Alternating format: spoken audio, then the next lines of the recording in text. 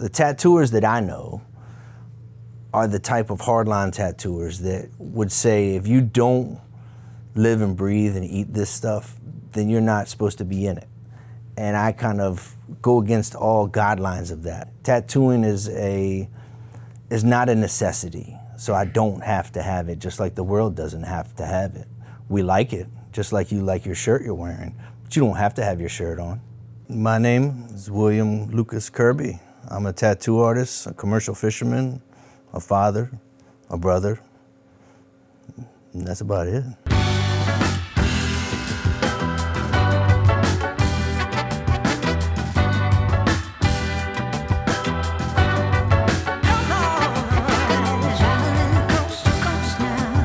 So I was born 1978, Melbourne, Florida, Brevard County.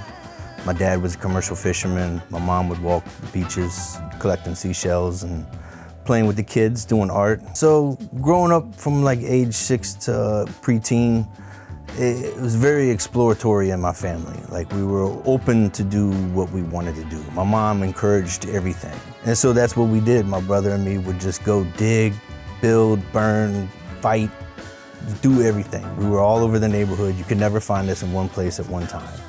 So after high school, after what I finished in high school, which was right after 10th grade, I finished my GED and then got my passport when I turned 18, and I bailed. That was it. I was going to Ireland, and I was fishing over there, and I was running into guys that were tattooing, and they were like, dude, if you get your stuff together and learn how to tattoo, get a portfolio, come back, and I'll sponsor your visa.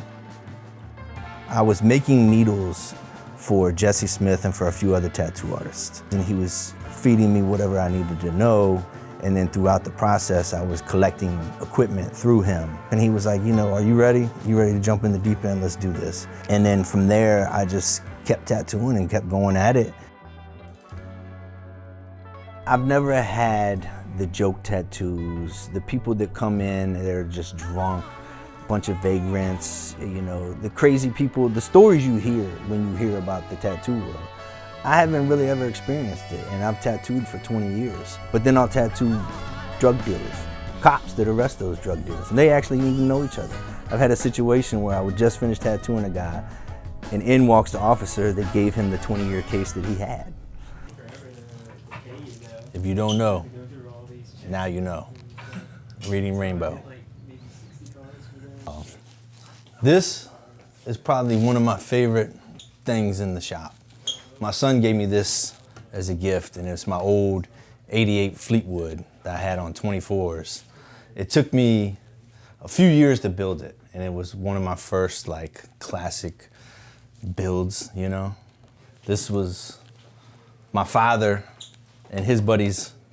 This was their club. So they would pull up with this on the back of their little, you know, greaser work shirt. Some tap machines. Oh, yeah. Okay. These are always good to see. How much does that machine cost?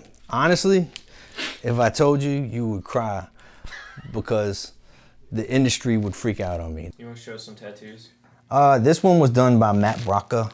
Matt Brocca has his own shop down across from Pearlie's downtown. He's probably one of the nicer tattoo artists I've ever talked to. He did my mom, he did my grandmother, and he did my grandfather on the inside. That was when he was a paratrooper in World War II. That Deus Vult, that's probably one of my more, I'd say, sentimental tattoos. That one was one of the things that my mother always lived by, and it was, you know, one of those things that you were taught in the church, that everything you do is gonna be through God, you know?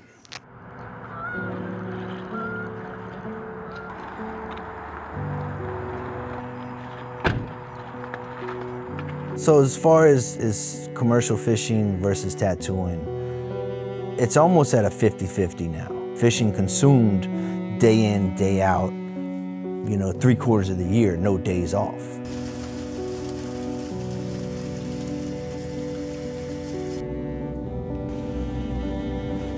Tattooing, I have my days off. I've done it long enough where I select my customers. Otherwise, when I was fishing, you didn't choose to do that. Fishing chose you, and you stayed in that grind. Like when I go to Alaska, for 5 months, there's no whether you want to or not, you just do. and you have to. And I go out there, I run the leads on the net, which anybody who's ever been a seiner knows that's not the prettiest job on the boat, but I'm good at it. Enough to stay alive, you know?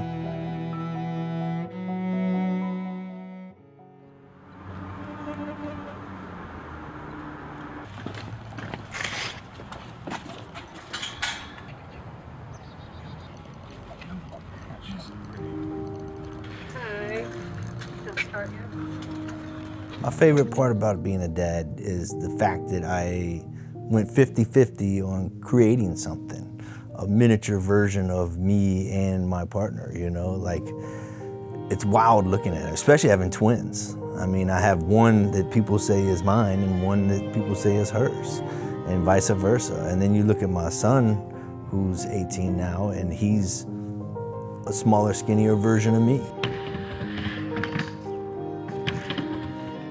I mean, it's crazy because at 18, he's nowhere where I was in life. He's not half as bad of a kid, you know, even if it was a quarter amount. But he's doing everything else I was doing, skateboarding, working, hanging out with his homies, chilling with the girls, doing all that stuff. But it's crazy watching something you made do the same crazy things that you did. Pogo. Old truck. Some old football days, Blue Star Cowboys. Some more rockfish down at Jordan Point. We used to catch, so these are just two of like the prime sized ones, but we would catch right around 200 or 300 of them like that in the net on the average day. I love this one. This is when me and Terry first started hanging out and she had Bruno. Bruno was a dog she adopted that she couldn't stand and then she fell in love with. So she would come scoop me up from work and we'd sneak out and go play at the river. My first Chinook, my first king salmon, that was a good eating. These are a good example of a hard day's work. Catching, this one was right around 90,000 pounds.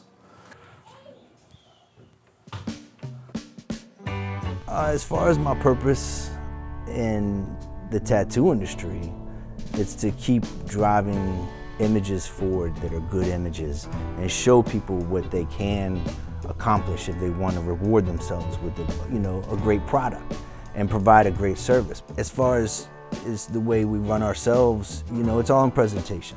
I try to show everybody I am clean, I am efficient, I'm open to suggestions. So come in here the same way. Come in here ready to be efficient for our world. So as far as a future and what I'm trying to do, I would like to build this either into a larger brand, and eventually spawn off of that with other ideas, or pass it along, sell it to someone else. But that's the beauty of this industry, is I can take it wherever I want, just like fishing. That's kind of why I liked fishing so much, was because no matter where I go in this world, there will be fish.